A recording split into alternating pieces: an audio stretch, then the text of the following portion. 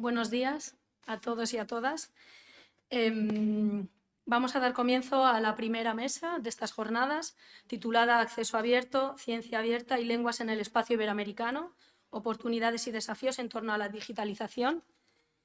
Y, de hecho, voy a primero pasar una breve presentación de quienes participan en esta mesa, a quienes les estamos muy agradecidas.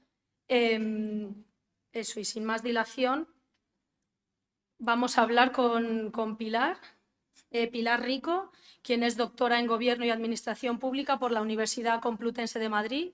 Actualmente es la jefa de la Unidad de Acceso Abierto, Repositorios y Revistas de la Fundación Española para la Ciencia y la Tecnología, FECIT. Coordina diversos servicios de fortalecimiento de recursos científicos para la comunidad investigadora y la participación de este mismo organismo. Es también profesora asociada de la UNED, donde imparte las asignaturas de Administraciones Públicas en España, Introducción a las Políticas Públicas y Análisis de Políticas Públicas. Muchas gracias, Pilar. Y ahora ella va a hacer una breve presentación también de lo que nos va a contar y luego ya pasamos al resto de participantes.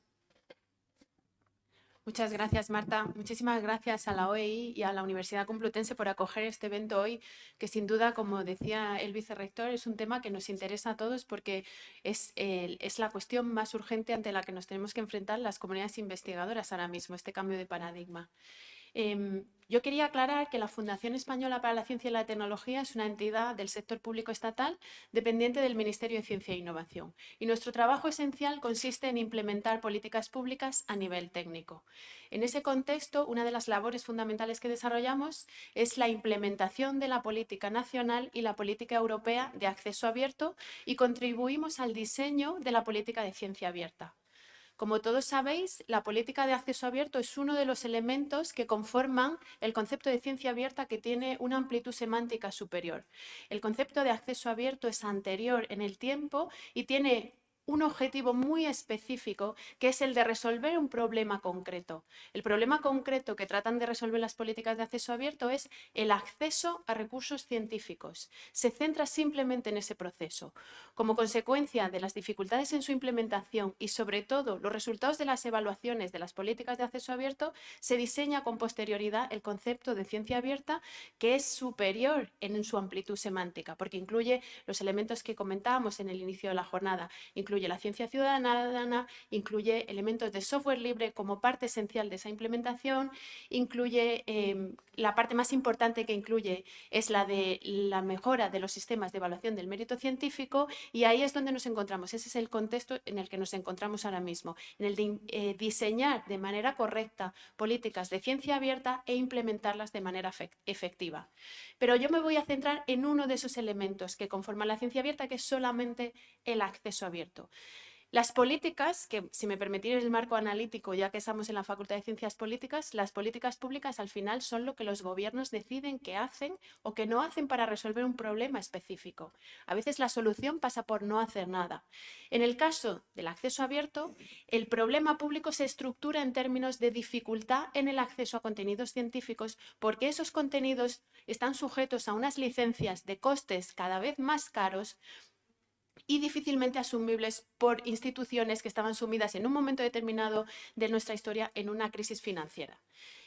Ese problema lo resuelven los gobiernos, empezando por la propia Comisión Europea y siguiendo por los Estados miembros y, en los países de América Latina, introduciendo un elemento adicional en la comunicación de resultados científicos, que son los repositorios institucionales.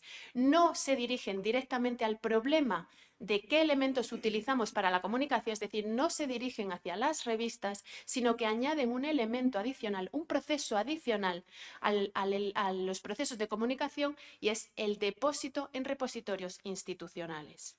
Eso ocurre en la Comisión Europea a través de sus programas de financiación. Empezamos con el 7º programa marco, pero en Horizonte 2020 ya es un mandato fuerte que se cristaliza en Horizonte Europa. Es la política española, que es un calco prácticamente punto por punto de la política de Horizonte Europa, tal y como está recogida en la actual Ley de la Ciencia, y esa es la configuración que tienen los países de América Latina que tienen políticas de acceso abierto. Colombia, Chile, Argentina, México, o incluso quienes tienen políticas institucionales, que no nacionales, de acceso abierto, como es el caso de Brasil, por ejemplo, como es el caso de Uruguay, como es el caso de Perú.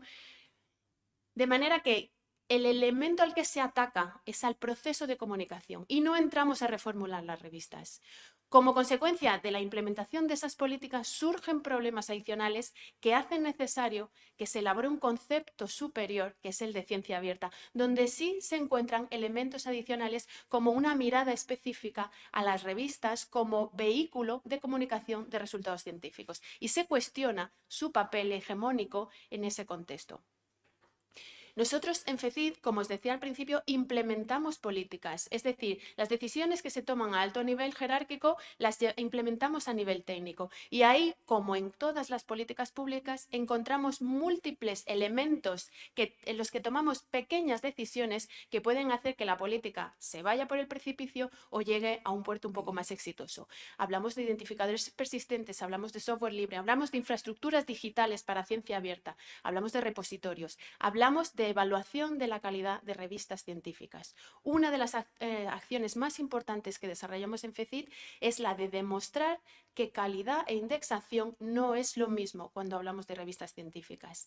Siguiendo un poco el hilo de lo que presentaba Ana Capilla en su presentación, cuando hablamos de calidad editorial, confundir calidad editorial con indexación es un sesgo cognitivo que le interesa mucho a las grandes bases de datos de referencias bibliográficas comerciales, a WOS y a Scopus, pero claramente a las comunidades académicas que defendemos la lengua española o la lengua portuguesa como vehículo de comunicación no nos favorece en absoluto. Y nosotros en FECID tratamos de demostrar de manera sistemática que calidad e indexación no son iguales, que no todo lo que está indexado tiene calidad y por supuesto todo lo que tiene calidad no está indexado porque hay enorme evidencia académica que muestra los sesgos lingüísticos, geográficos y disciplinares que operan sobre la toma de decisiones en la indexación de revistas científicas. Como ya no tengo mucho más tiempo, voy a parar aquí y paso la palabra a Marta. Muchísimas gracias.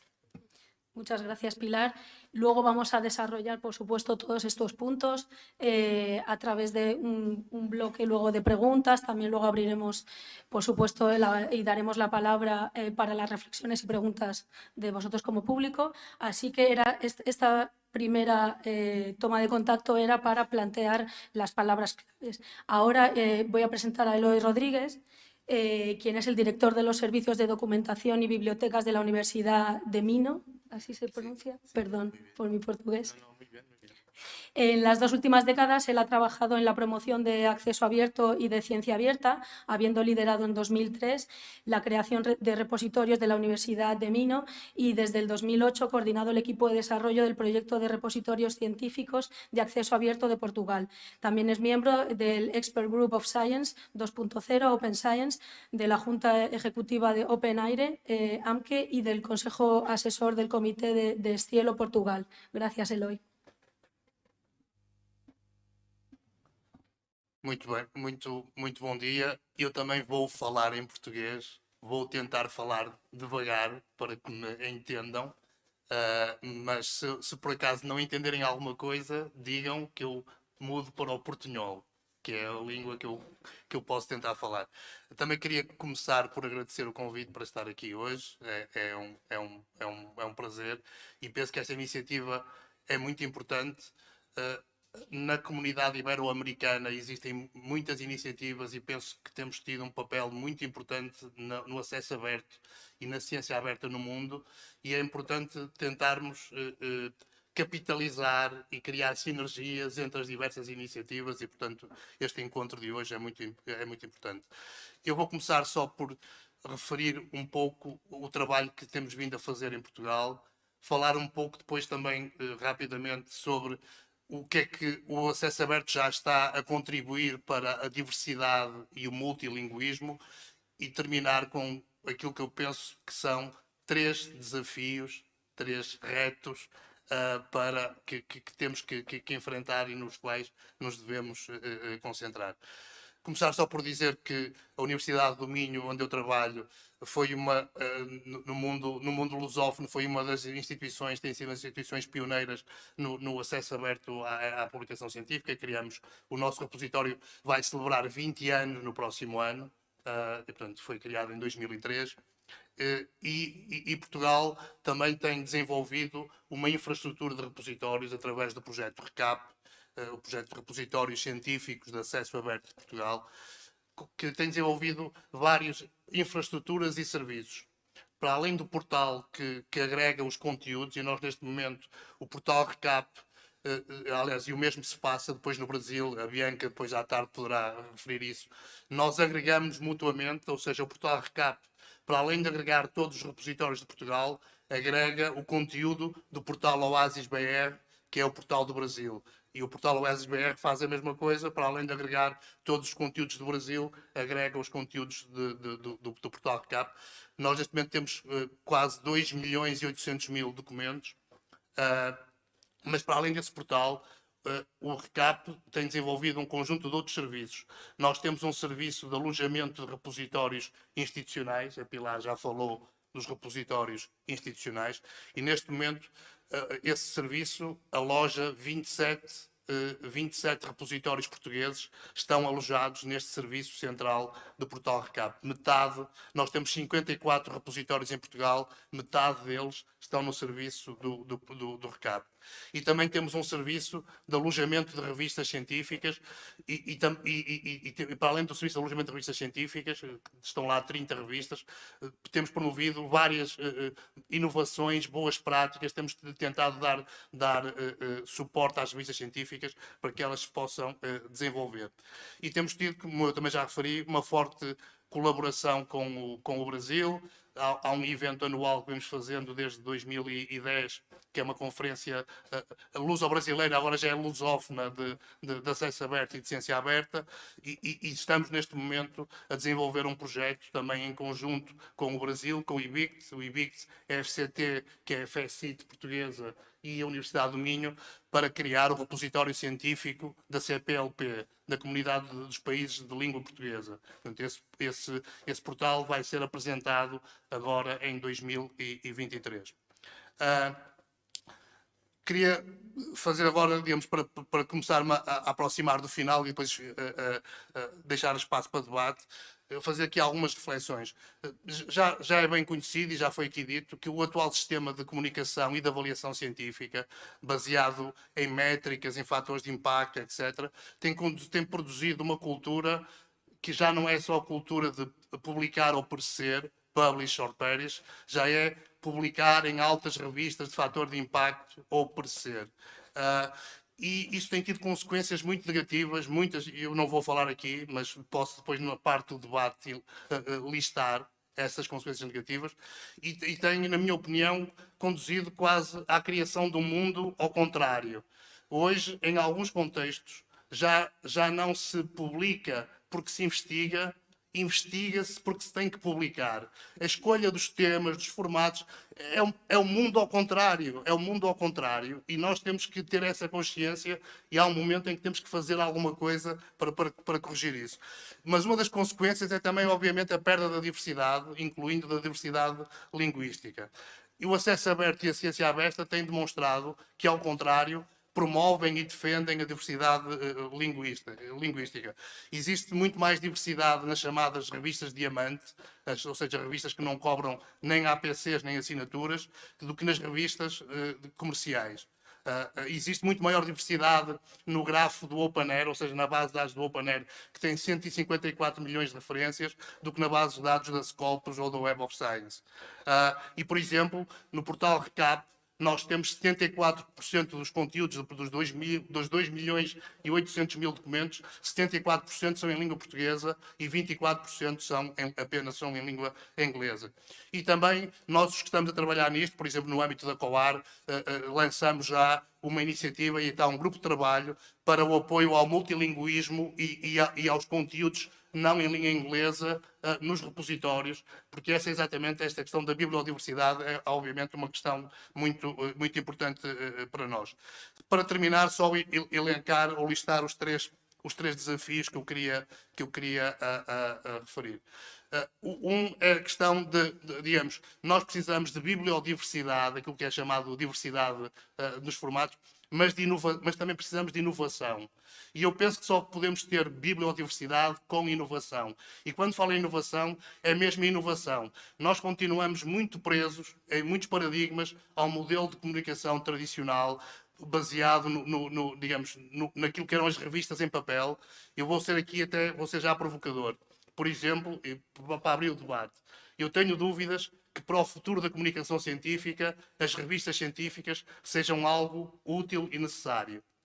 O que eu quero dizer é que provavelmente nós podemos ter comunicação científica, para termos boa comunicação científica, não precisamos necessariamente de revistas e, portanto, entrar na corrida ao fator de impacto nas nossas revistas, provavelmente entrar nessa corrida é uma corrida que vamos perder e provavelmente não é uma boa corrida. E hoje há modelos mais disruptivos, mas que estão a ser assumidos por muitos atores até relevantes, como um modelo de, em vez de rever para publicar, o modelo chamado PRC, publicar, rever, fazer a curadoria.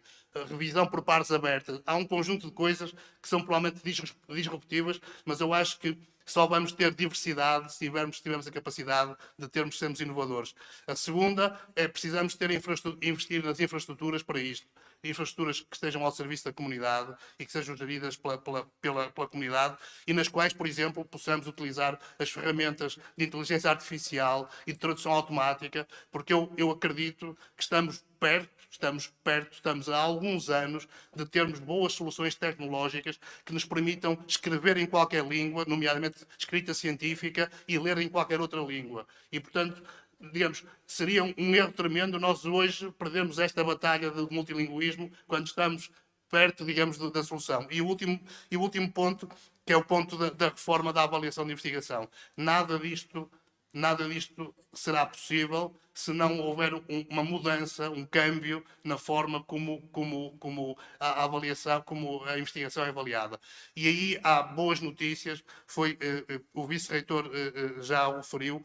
Foi criada recentemente uma coligação para a reforma da avaliação da investigação, chamada COARA, Coalition for Advancing Research Assessment, e tem já mais de 300 instituições subscritoras, entre as quais mais de 30 aqui em Espanha, 11 em Portugal, incluindo várias universidades. Eu, por acaso, estive a ver agora, penso que a Complutense ainda não é uma das universidades que aderiu à COARA, e que tem 4 compromissos base. O primeiro compromisso é reconhecer a diversidade das contribuições de investigação e das carreiras, e nesse compromisso, há várias diversidades, mas diz, incluindo, portanto, reconhecer as contribuições valiosas dos investigadores que fazem para a ciência em benefício da sociedade, incluindo diversas produções para além das publicações em revistas e independentemente do idioma em que se comunica. E para além deste primeiro compromisso, que é o compromisso da diversidade, há um que é basear a avaliação da investigação, digamos, em primeiro lugar, na avaliação qualitativa baseada na revisão por pares e suportada apenas por um uso responsável de métricas, e a segunda, abandonar o uso de métricas como fator de impacto ou o índice H na avaliação dos investigadores.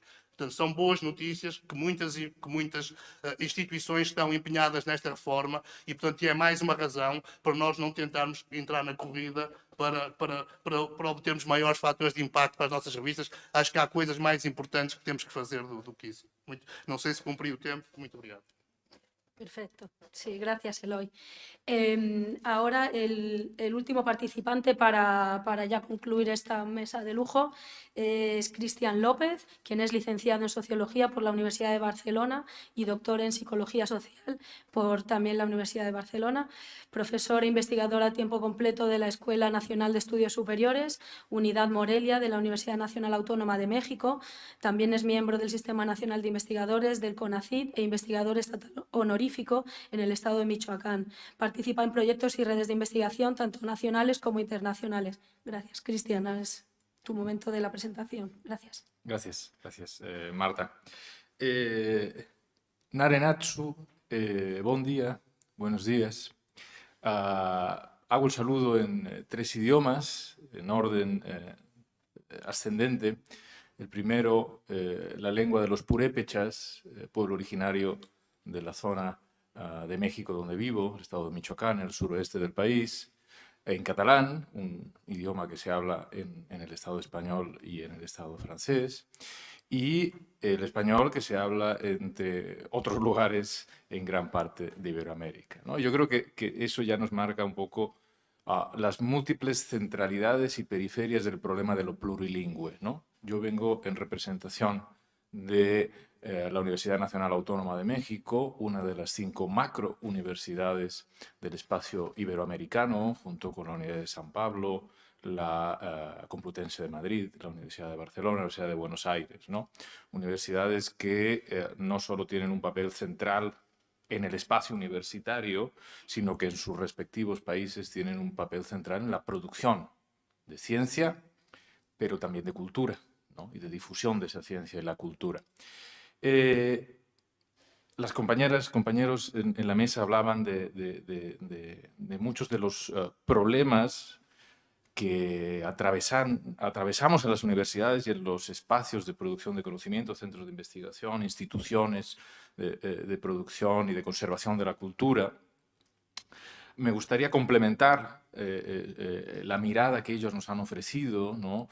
Desde la investigación en relación a los procesos de consumo cultural y de accesibilidad, ¿no? Pero, en este caso, una mirada centrada más en los usuarios, ¿no? ¿Qué pasa del otro lado, ¿no? Porque hay, creo, una gran desproporción en la producción científica sobre acceso abierto y sobre ciencia abierta en relación a la producción material, artefactual, podríamos decir, de los espacios en los cuales la ciencia se produce, se materializa en objetos, sean libros, artículos, patentes, software, ¿no? Espacios de conservación y difusión de esos objetos, pero hay una menor producción de conocimiento en relación de qué es lo que ocurre en el contacto con las diferentes formaciones o grupos sociales a los cuales esa ciencia, ese conocimiento, esa cultura le está hablando, ¿no? Hago un muy rápido imagen de la situación en un país importante, particular, como es México, un país muy grande, y que en sí mismo es un mosaico plurilingüístico, ¿no?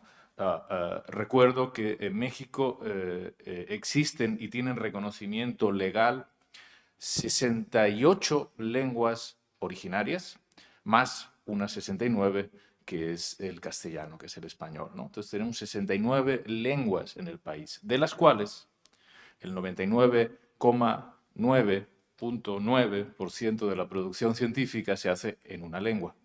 Apenas hay algún pequeño texto, tesis de grado, ¿no? En el contexto universitario, producido en lenguas originarias, como puede ser el náhuatl, por ejemplo, ¿no? Que es una de las lenguas originarias más habladas todavía en el país. El riesgo de pérdida de todas esas lenguas de las que hablo están en un manifiesto riesgo de desaparecer por su falta precisamente de uso cultural, científico, educativo, ¿no? Y ese es en sí un problema, ¿no?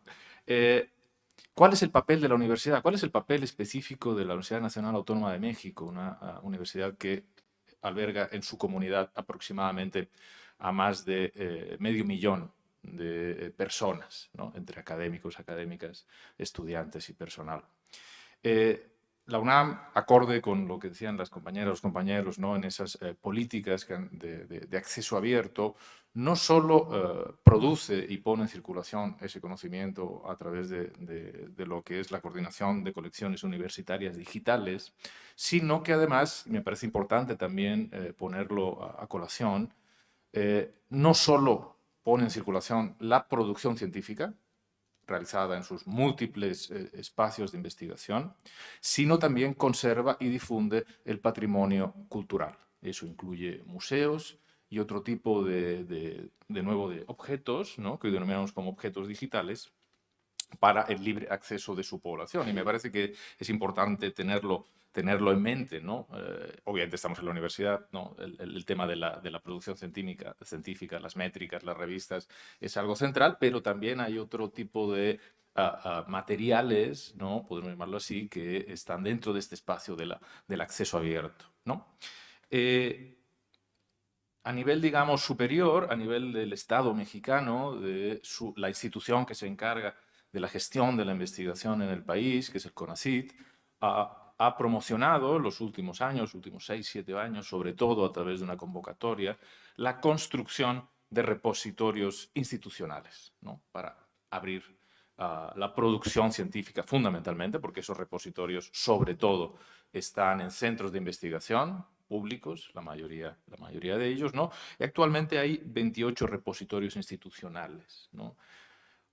El problema es que cuando hablamos de métricas y de datos, macrodatos sobre el país, en un país como México, es muy peligroso porque la imagen que se genera está muy distorsionada. Porque la gran mayoría de estos espacios y los que acceden a estos espacios están estrechamente vinculados con zonas muy específicas del país, las grandes ciudades, ¿no? Y con grupos específicos dentro de esas grandes ciudades. La realidad es que hay una enorme brecha interna en el propio país de accesibilidad. Y aquí quiero poner encima de la mesa, dentro de los problemas que me gustaría comentar, el doble problema de la accesibilidad, ¿no? Porque la accesibilidad siempre la planteamos en términos técnicos, ¿no? El acceso a, por ejemplo, redes telemáticas, ¿no? Redes telemáticas, redes internet, ¿no? Infraestructura.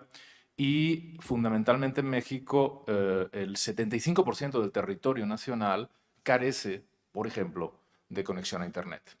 Es muy difícil en esas condiciones poder hablar de una accesibilidad, ¿no? En términos de responsabilidad pública.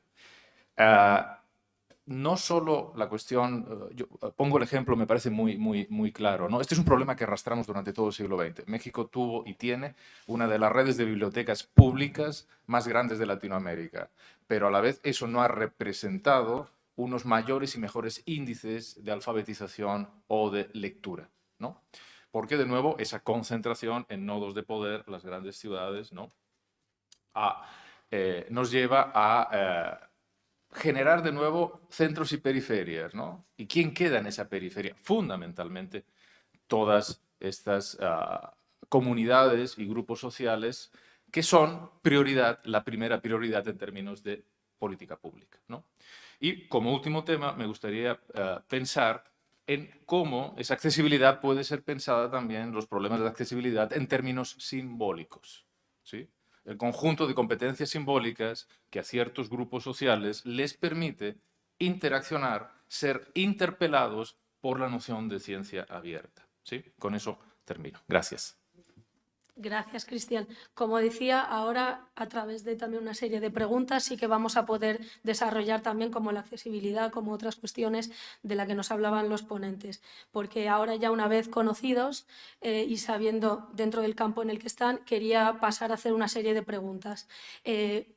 Para Pilar, inicialmente, quería plantearle que a principios de la década del 2010 fue cuando a España y en Europa vinieron las primeras políticas de acceso abierto. Entonces, ¿cuál es el balance que haría usted, yo te voy a tutear, Pilar, en cuanto a lo que se ha conseguido, los retos todavía pendientes, lecciones aprendidas, todas estas cuestiones? Gracias.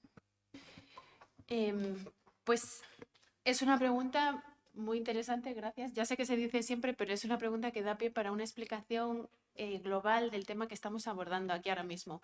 Como os decía antes, cuando nosotros pensamos en el ciclo de la actividad investigadora, es fácil descomponerlo en 4 actividades esenciales. Nosotros financiamos la investigación, realizamos la actividad científica, comunicamos resultados y evaluamos esos resultados. Ese proceso es circular y se repite de manera sistemática, auspiciado por el papel de las comunidades científicas dentro de cada uno de ellos, en ese ejercicio de autonomía de las comunidades científicas dentro de esa guía del proceso, la República de la Ciencia famosa. De manera que cuando se diseñan las políticas de acceso abierto, solamente se centran en el problema de la comunicación. Solamente se centran en uno de esos 4 procesos que están intrínsecamente relacionados entre ellos. De manera que la implementación efectiva de esas políticas, en última instancia, genera más problemas de los que consigue resolver. Es un ejemplo clásico de política pública bien argumentada desde el punto de vista del diseño, pero con una visión miope y escasa vista de los efectos colaterales que podía producir en el resto de procesos. De manera que la financiación no se ve alterada, se sigue financiando de la misma manera. La ejecución de la actividad científica se sigue produciendo de la misma manera, se comunica utilizando los mismos mecanismos y sobre todo se evalúa siguiendo los mismos parámetros. De manera que tenemos a un personal investigador sometido a una doble presión. Por un lado, el mandato de sus agencias de financiación exigiéndole el depósito en repositorios institucionales que existen en prácticamente todas las instituciones públicas de nuestra región, y unas agencias de evaluación, tanto en el momento de evaluación curricular, en el caso de España, ANECA, como en el momento de la financiación, en el caso de España, sobre todo la Agencia Estatal de Investigación, que no contemplan ningún incentivo y ningún reconocimiento al cumplimiento efectivo de los mandatos de acceso abierto. Ese es el origen esencial de la falta de éxito de las políticas de acceso abierto y es uno de los gérmenes fundamentales que hacen que nazca el concepto de ciencia abierta con vocación sistémica. Porque cuando hablamos de ciencia abierta estamos hablando de un paradigma que afecta a esos 4 procesos y trata de darles coherencia. En ese contexto surge la iniciativa de la que nos hablaba Eloy, la COARA, la Coalition for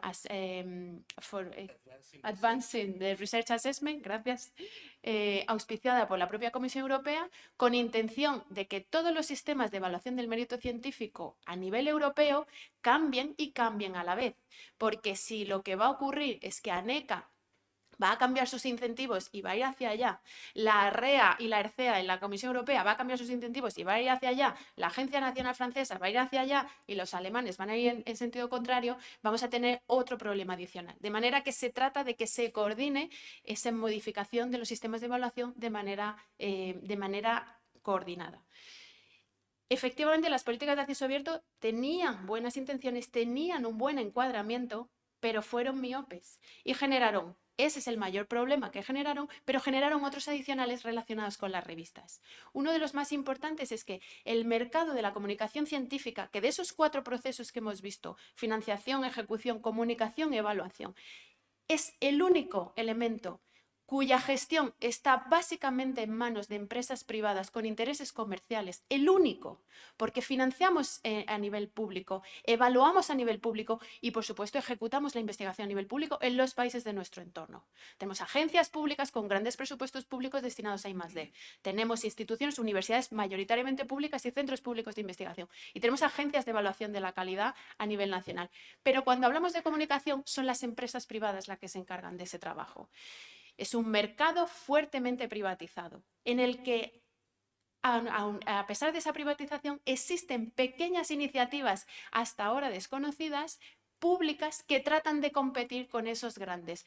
Tratar de competir a nivel OEI o a nivel editorial de la Universidad Complutense de Madrid, con Elsevier, con Springer Nature, con American Chemical Society, con Oxford University Press, es prácticamente ser David contra Goliat. Es muy difícil que una institución pública con pocos recursos y con pocas ramificaciones en el sector privado pueda competir y pueda ganar a una gran empresa.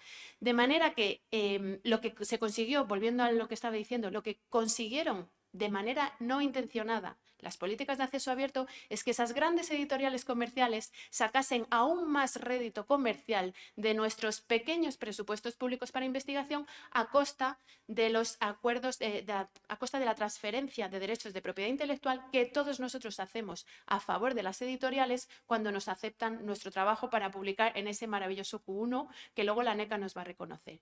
En ese momento estamos dotando a la editorial comercial para lucrarse legítima y legalmente de nuestros derechos de propiedad intelectual. Y puede vender mi artículo a Cristian, que es mi compañero de despacho, y yo no se lo puedo pasar, porque él lo tiene que comprar. En este caso, su biblioteca tendría que comprarlo.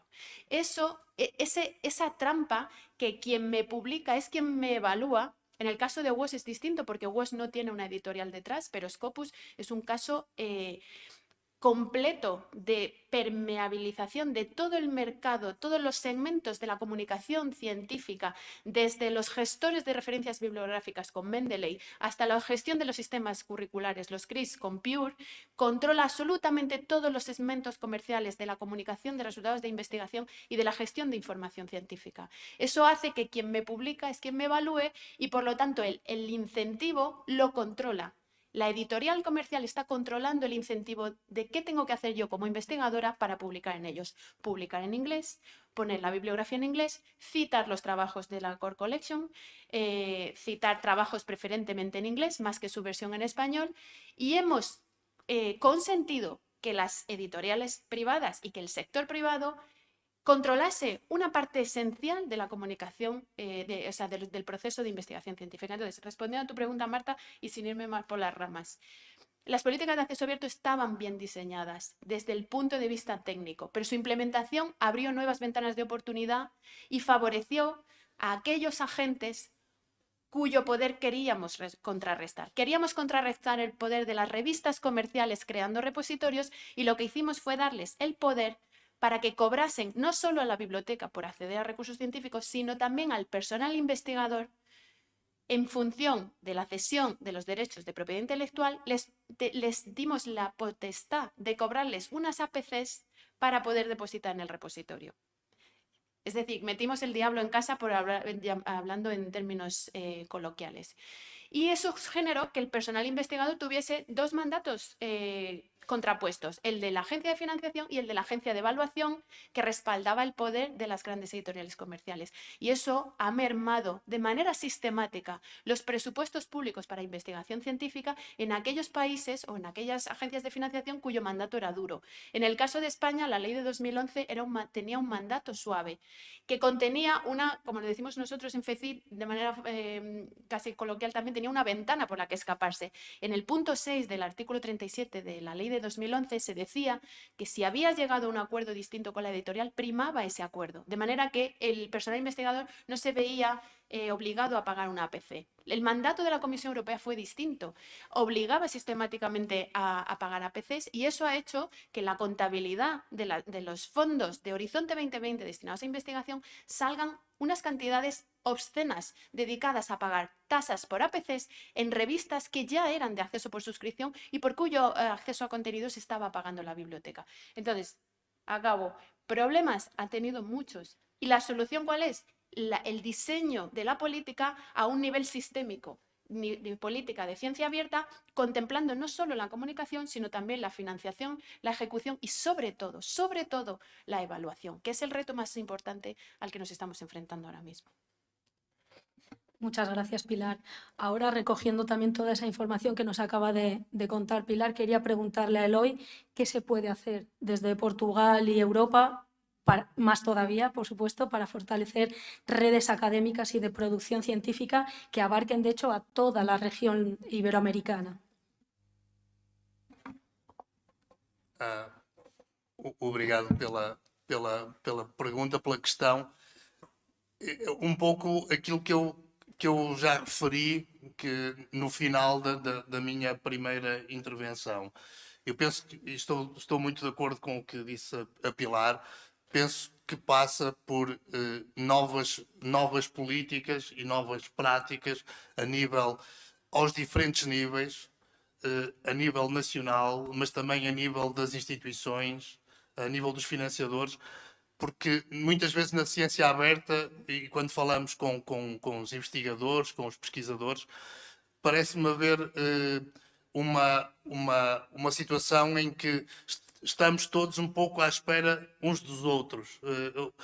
As universidades estão à espera que o governo ou que as agências de financiação, de financiamento se movam.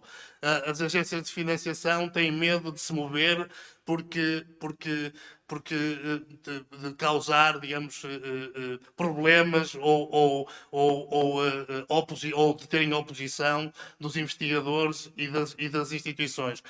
E eu acho que temos que fazer as coisas todas aos diferentes níveis, as políticas aos diferentes níveis. E parece muito importante, os dois pontos que a mim me parecem, os três pontos que a mim me parecem muito importantes, eles estão de certa forma relacionados, têm a ver com a questão da avaliação. É muito importante a reforma da avaliação da investigação, e aqui também a reforma tem que passar pelas agências de financiação, pelo financiamento, pela FCT em Portugal, penso que é a ANEC em Espanha, ou as outras agências que fazem financiamento e avaliação da investigação, tem que passar por alterar a avaliação interna dos membros.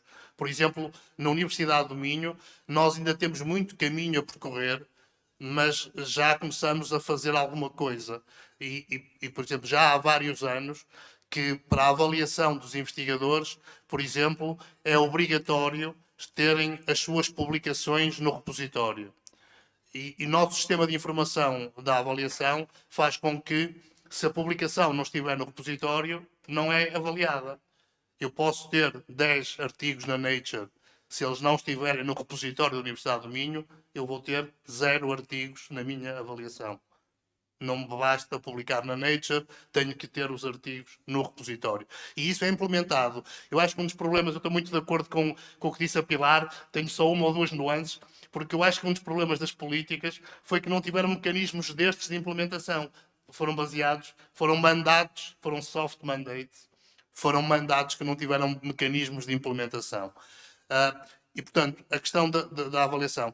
E esta questão também de abandonar as métricas e de abandonar a avaliação ser feita do conteúdo, da contribuição e não do contentor. Nós hoje avaliamos onde se publica e o que nós temos que avaliar o que se publica. E provavelmente, por exemplo, outra afirmação provocadora que eu vou fazer, provavelmente hoje publicamos mais do que é preciso publicar. Porque a cultura do publicar ou parecer, publicar muito, publicar com alto fator de impacto, faz com que se publique provavelmente demais.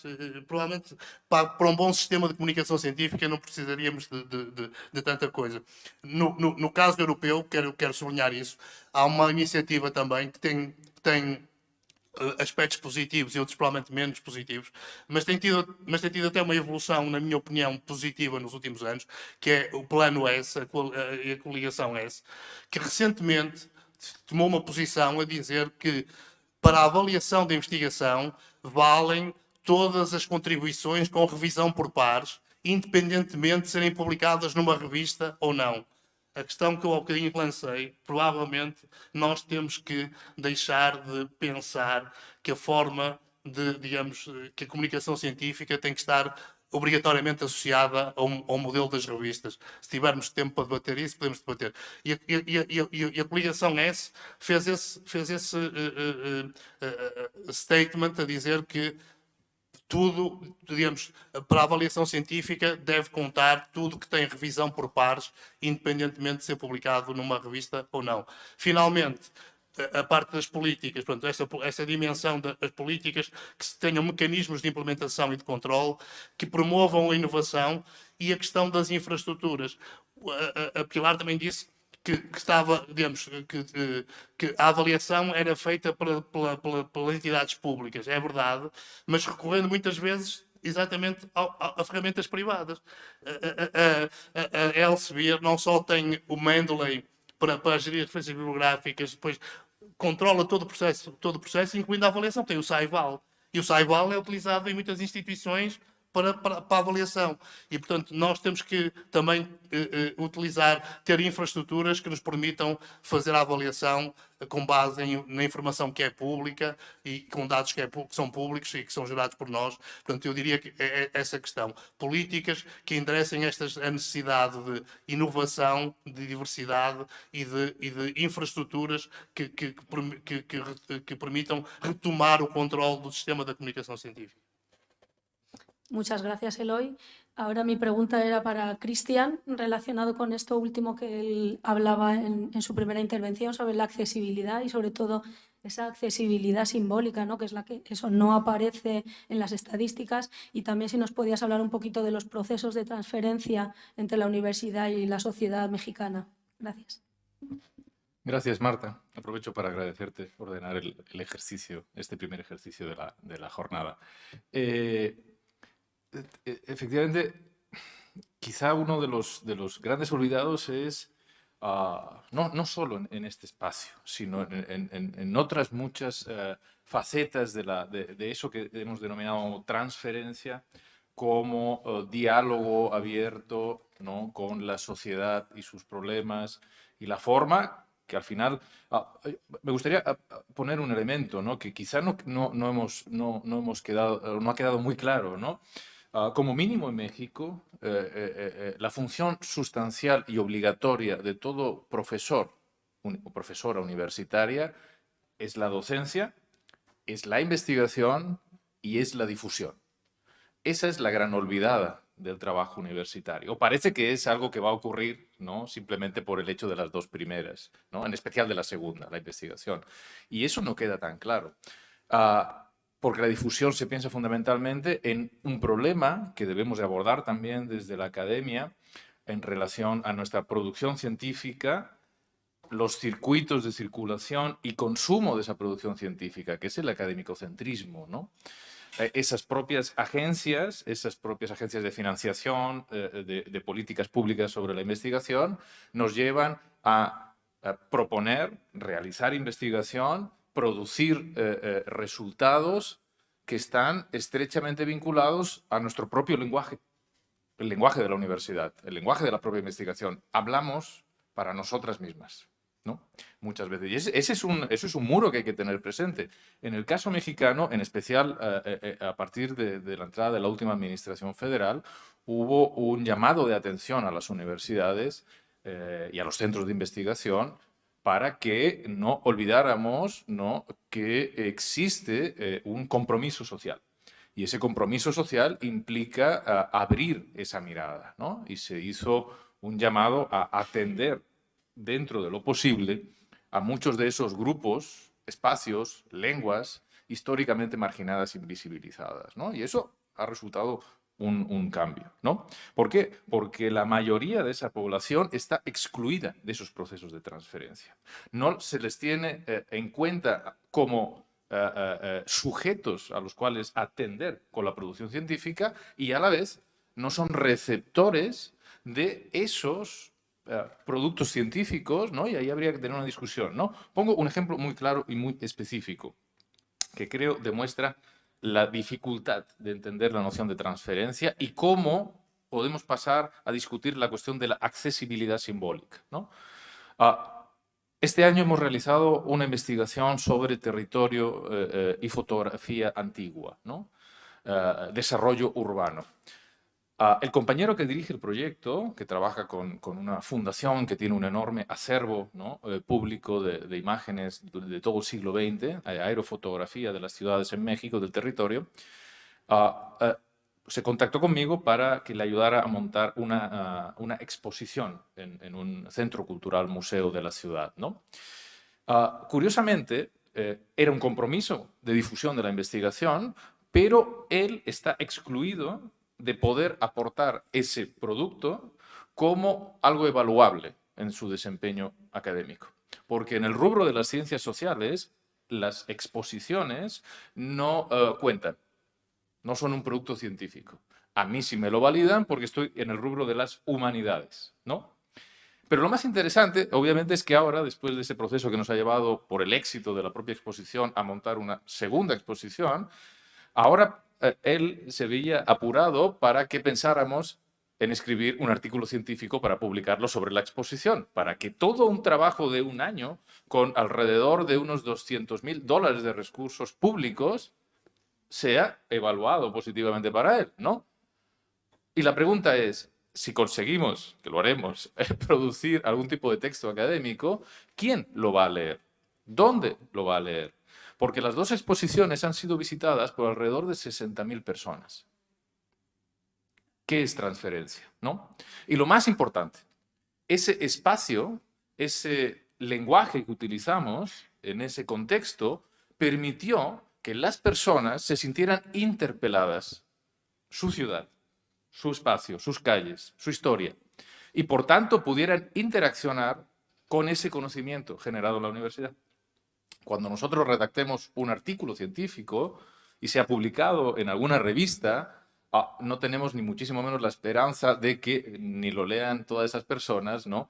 Pero sobre todo es la noción, ¿por qué no lo van a leer, no? Si es de aquello que se interesaron también en la exposición.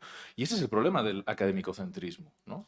Pensamos exclusivamente en esos términos porque son aquellos que nos van a pedir para evaluarnos, ¿no?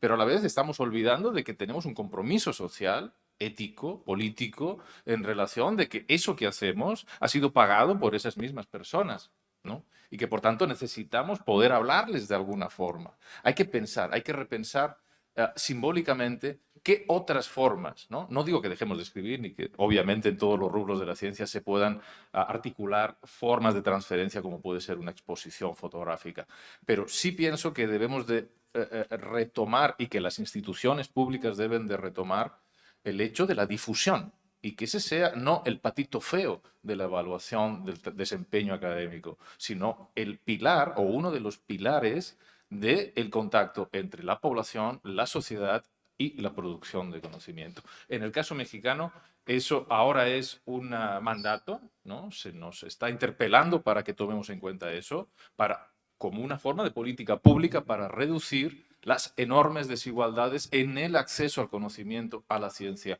y a la cultura de las muy y diversas culturas que habitan en el país. Gracias.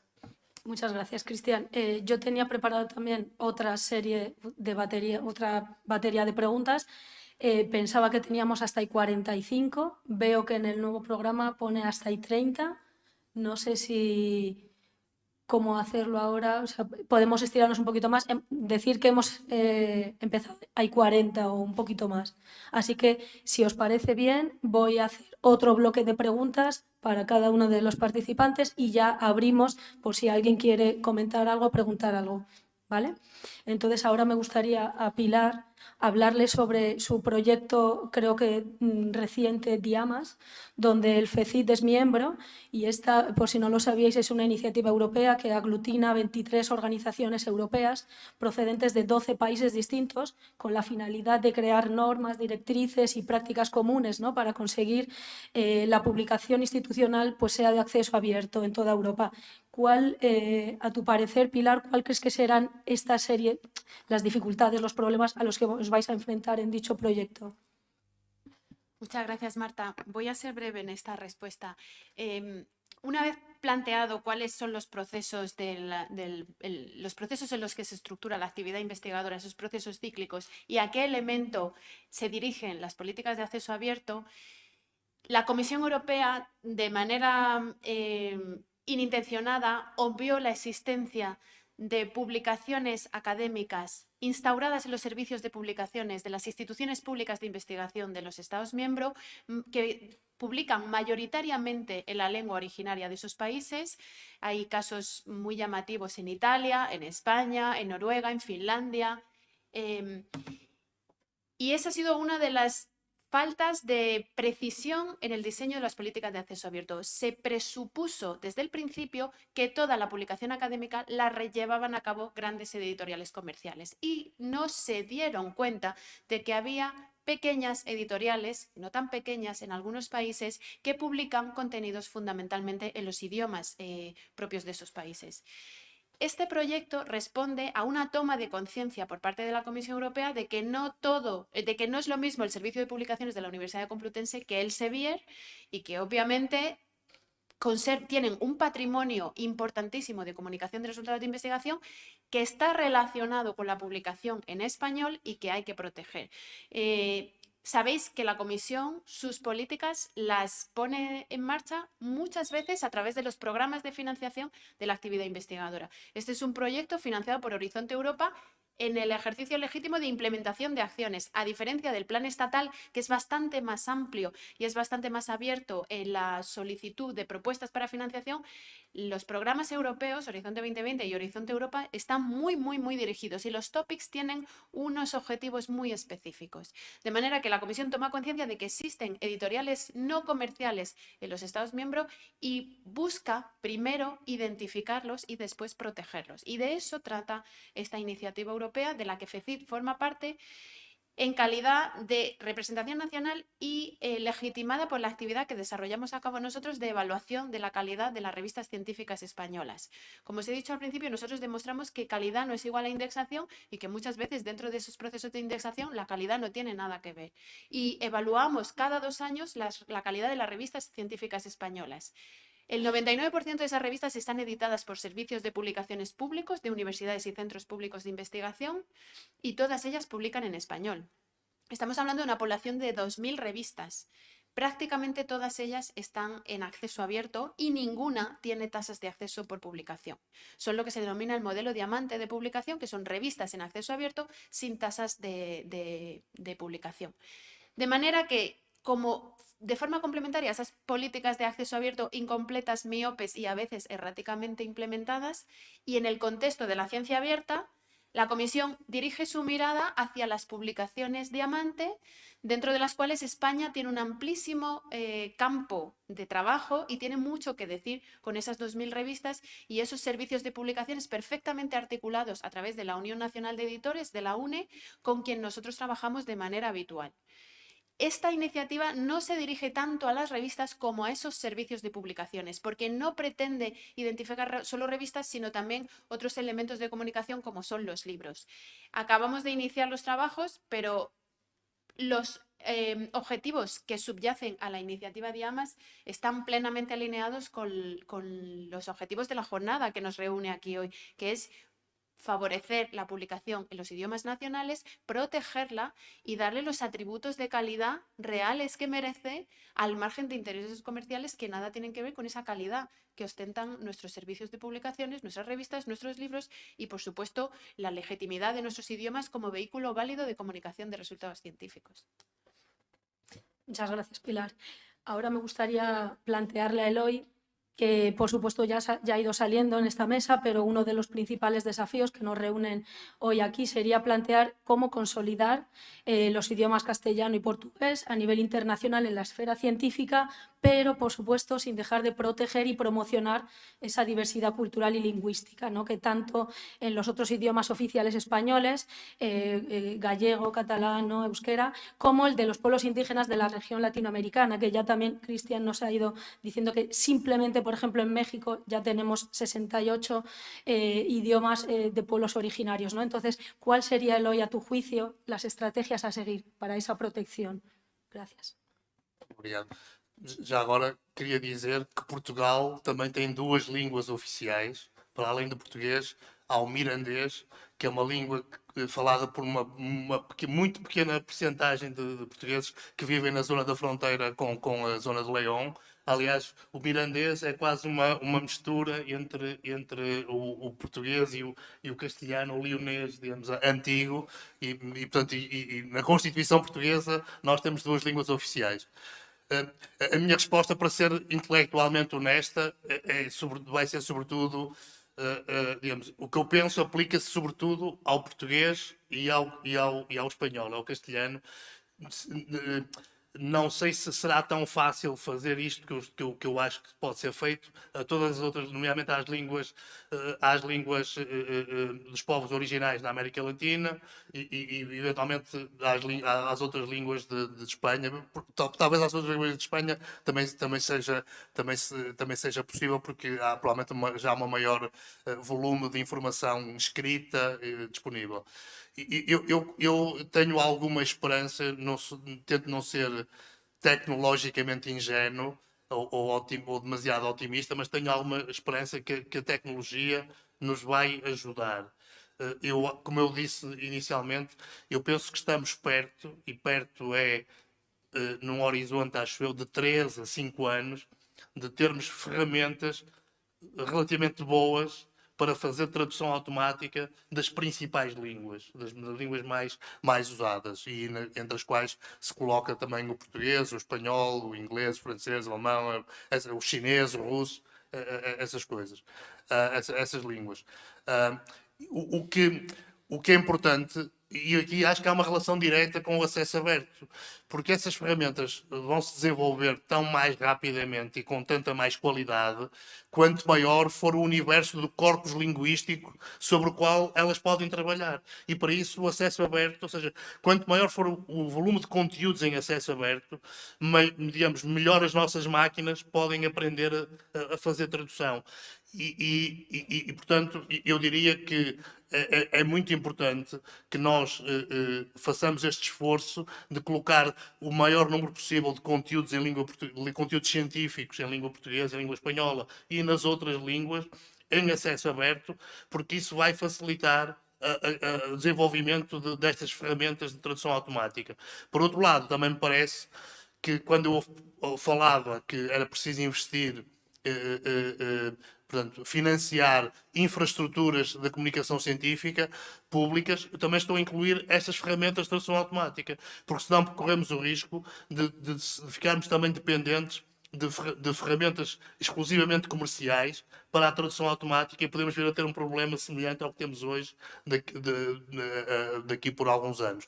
E, portanto, eu diria, por exemplo, pensando nos repositórios, pensando nas revistas Diamante, eu acho que quando pensarmos estrategicamente a 3 a 5 anos, eu acho que uma das nossas prioridades tem que ser exatamente essa de não só promover, por exemplo, agora fizeram-se recomendações sobre boas práticas para o multilinguismo em repositórios, por exemplo, utilizar as tags de língua, ter várias versões, pelo menos do abstract, etc.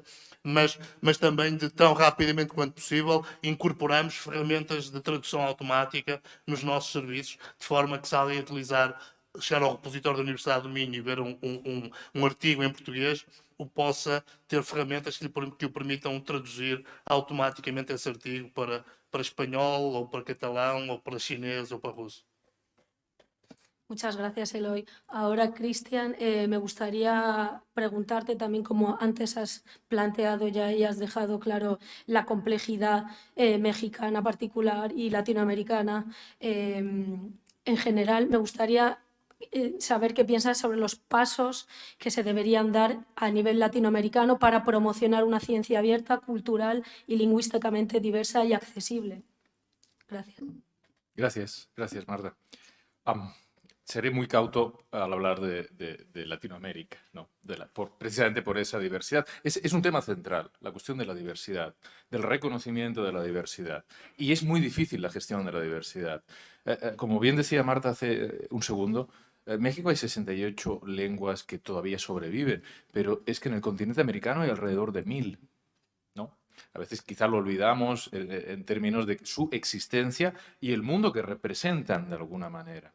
La solución es producir ciencia, conocimiento a través de los canales habituales de esas 1000 lenguas, ¿no? Difícilmente eso es posible, ¿no? Lo cual no implica que no sea un problema y debamos de contemplar qué hacer precisamente para tener en cuenta y conservar el conocimiento, ¿no? Y porque ese es uno de los grandes temas, ¿no? Es la desigualdad, ¿no? Yo creo que la palabra clave cuando hablamos de Latinoamérica y hablamos de accesibilidad, hablamos de ciencia, hablamos de sociedad, es la desigualdad, ¿no? En el momento que somos capaces de reducir esa desigualdad, no solo material, no solo económica, sino fundamentalmente cultural y simbólica, tenemos y se abren espacios de oportunidad para hablar verdaderamente de ciencia abierta y hablar de sociedades donde hay un diálogo y una interacción real, una transferencia real, ¿no? Una interpelación real y, por tanto, también una responsabilidad. Porque uno de los grandes problemas, hablo en el caso mexicano en particular, digo, soy muy cauto para hablar de Latinoamérica, es la desconexión, ¿no? Es decir, el mundo universitario del desarrollo de la investigación científica es una esfera elitista, una esfera que se maneja en sus propios problemas, en su propia agenda, y después tenemos una enorme cantidad de la población que está absolutamente desconectada del mundo de la producción científica, que no se siente interpelada por ese mundo, ¿no? Ni siquiera es consumidora de lo que ese mundo produce, ¿no? Es cruzado por ese mundo, pero no lo considera como algo de su incumbencia. Y ese creo que es un paso fundamental, ¿no? Necesitamos producir no solo conocimiento, sino ser capaces de reconectarse, llamémoslo así, esas esferas y pensar cuáles son las estrategias más adecuadas para poder reconectar a grandes grupos de esa población con algo que es fundamental para su vida, que es la ciencia, ¿no? Pongo un ejemplo muy particular, ¿no? Perdón, porque me sale la cuestión docente, ¿no? Poner ejemplos es parte de la práctica docente siempre, ¿no? Donde yo vivo se llama Michoacán. Michoacán, traducido, consiste en tierra de lagos, ¿no? Entonces es un espacio lleno de lagos, muchos de ellos actualmente contaminados. Y eso provoca enormes problemas de salud en la población local, que históricamente ha consumido no solo el agua para su vida cotidiana, sino la alimentación, no pescado. El problema llega a tales niveles, ¿no?, que implica graves problemas sobre la salud de los niños, de las niñas, de los adultos. Por mucho que las instancias de gobierno, de salud, de prevención han ido a explicar cuál es el problema de forma científica, la gente sigue consumiendo el agua y el pescado, ¿no?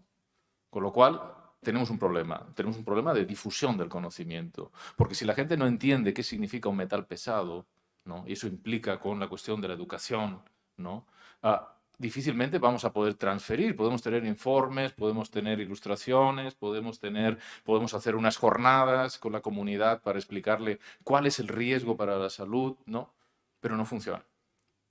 Es por eso que el cambio de paradigma tiene que ver, obviamente, no solo con el problema de pensar otras formas de producción, circulación y consumo de conocimiento, que son absolutamente necesarias todas las que estamos y se han hablado aquí en la mesa, sino qué hacemos, ¿no?, con la cada vez mayor desafección, muy peligrosa desafección de parte de la población en relación de la producción del conocimiento científico. Porque tenemos una paradoja en Latinoamérica, pero también en España, en Portugal.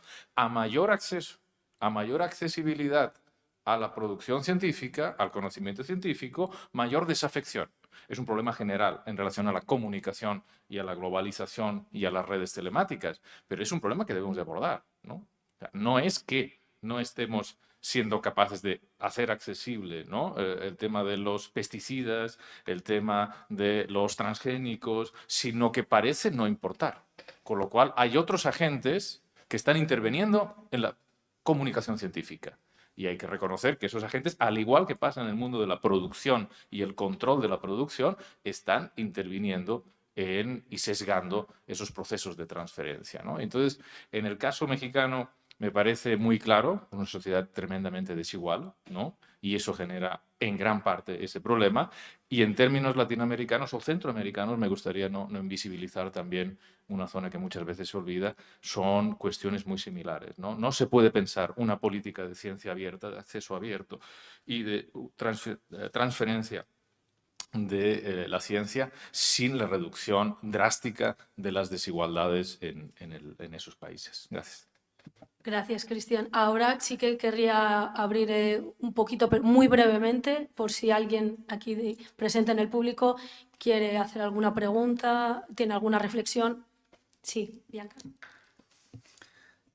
Bom, eu me chamo Bianca Amaro, sou não a única, sou a segunda representante do Brasil aqui nessas jornadas.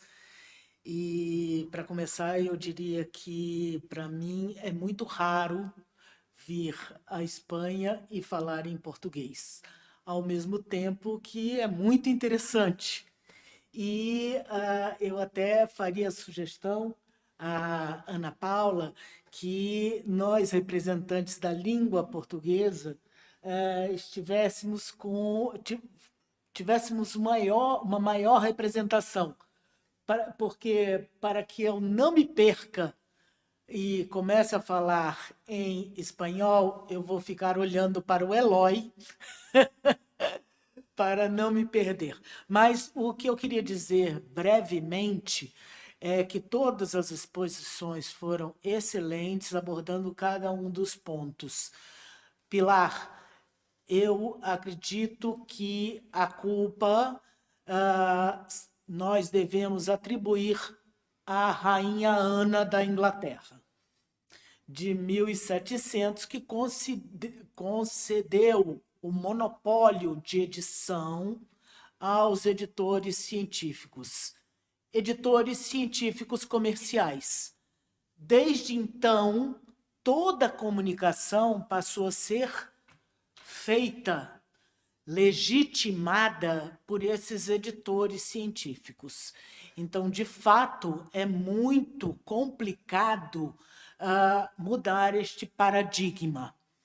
Mas o que eu tenho falado em minhas palestras é que, de fato, chegou a hora de promovermos uma revolução, porque inicialmente esquecemos até mesmo do que significa comunicar a ciência.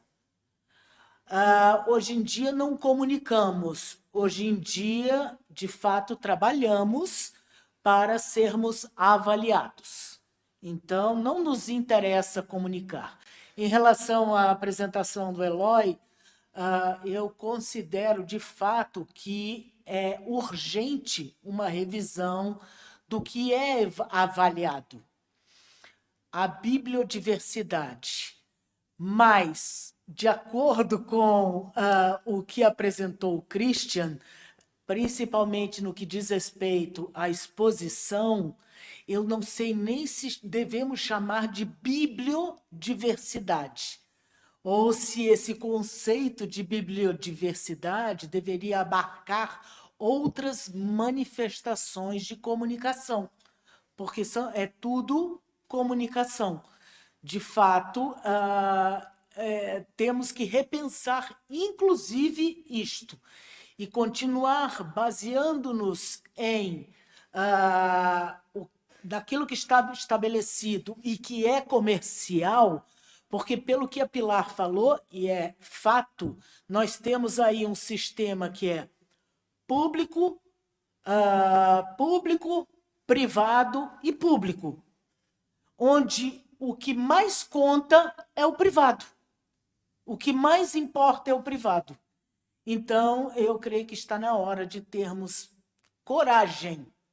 A palavra é coragem, na minha opinião, de mudar aquilo que está estabelecido desde 1710 pela nossa querida Rainha Ana da Inglaterra. Obrigada. Gracias, Bianca. Bianca Amaro, quien estará luego en la mesa de por la tarde a las 5. Ahora lo siento, nos hemos quedado sin tiempo, lo siento mucho y agradezco encarecidamente tanto a Pilar como a Cristian como a Eloy sus participaciones, sus interesantes intervenciones y que, bueno, que esto sea para comenzar un nuevo debate en esta primera mesa y que luego sigan en todas las otras. Muchas gracias.